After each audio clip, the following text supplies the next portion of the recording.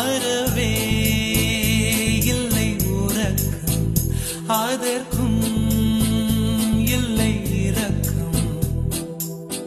இமைகள் ஒன்றாக எப்போதும் சேராமல் இடையில் நின்றாயே, இது நியாயமா?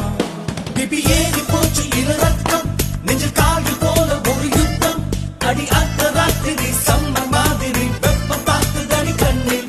எது நின்று தாக்கவே தீயும் காற்றும் ஒன்று சேர்ந்ததோ உன்னில். தீ என்னை சுட்டதும் மணலில் இட்டதும்